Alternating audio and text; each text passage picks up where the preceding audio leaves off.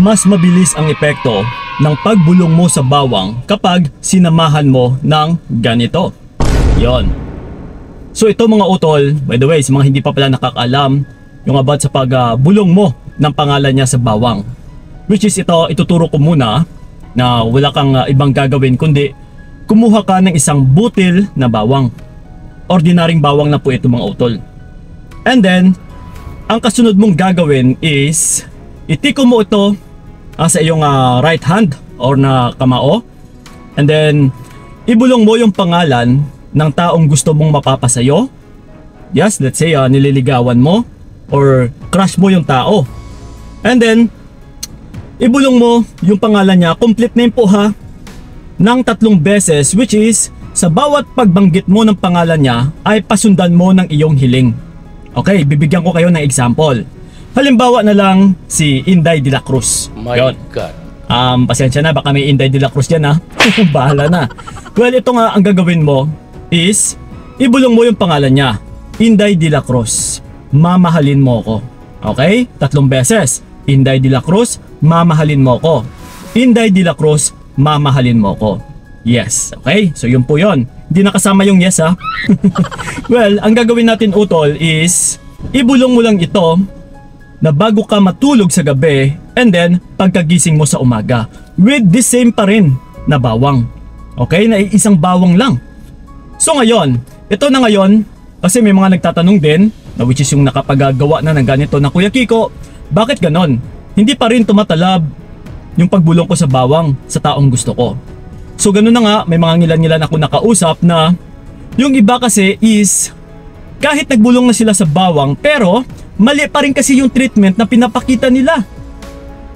Ginagawa nga nila ito araw-araw bago matulog at saka paggising sa umaga pero still hinahabol pa rin nila yung tao. Ito mga utola, instead na hinihilan natin yung energy pabalik sa'yo is mas lalo mo pang pinupush palayo sa'yo.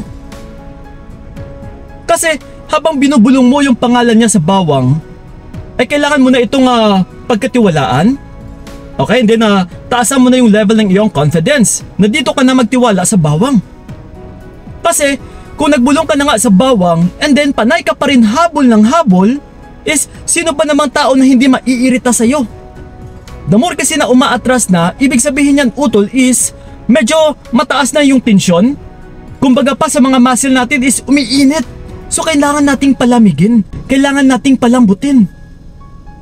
So that's why kailangan nating gagawin is once na nagbulong ka ng pangalan sa bawang ng taong gusto mo ay ito po ha, para mas mabilis at saka para matumalab din talaga ng mas matindi ay pasundan nyo po ng no contact rule. Okay? Kasi yung no contact rule utol, that's why sinasabi lang natin ito kasi ang gusto kong mangyari dito is pagkatiwalaan mo yung pagbulong mo sa bawang.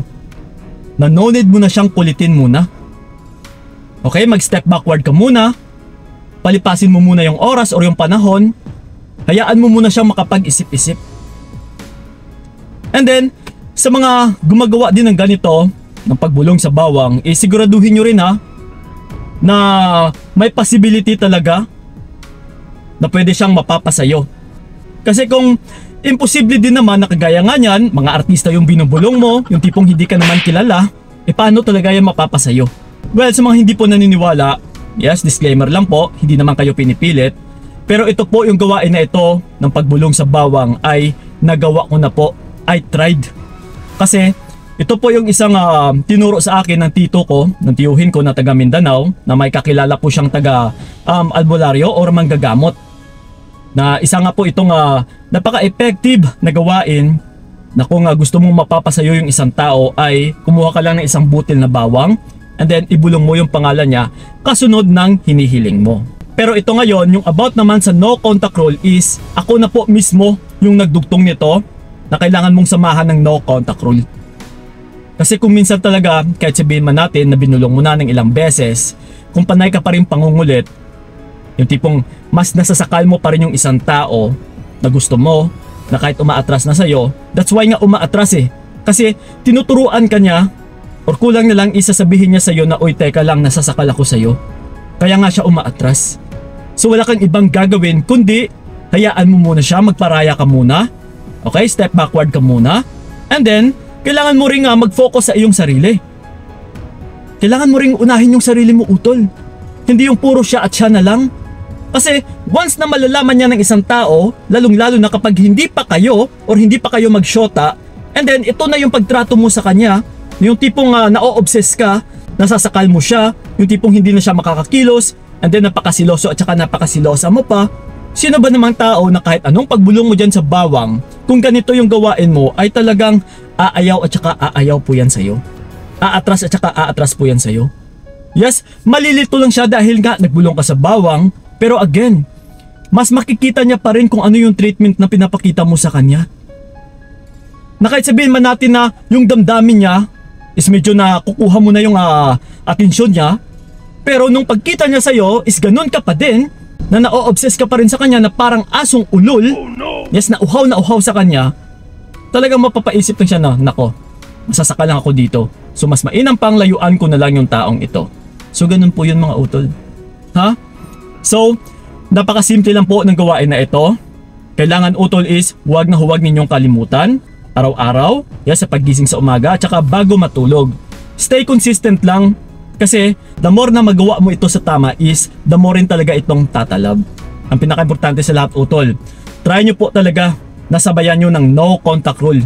Yung no contact rule natin ibig sabihin is huwag na huwag kang kumontak or huwag na huwag mo muna siyang kibuin. Subukan mo ring magpahabol, ipakita or show some confidence. Ipakita mo rin talaga na meron ka rin syempreng halaga sa sarili mo, na may value ka rin. Hindi yung kagaya sa mga gamit na ikaw pa itong naghahabol, hoy bilhin mo ko. Yes, unlike sa mga gamit na matataas yung value is sila pa itong hinahabol-habol. So kung the more ka naghahabol, mas lalo mo lang pinapakita na cheap ka, na ikaw ay napakababang nilalang, napakababang bagay, napakahinang tao. Kaya ka naghahabol So ganun po yun.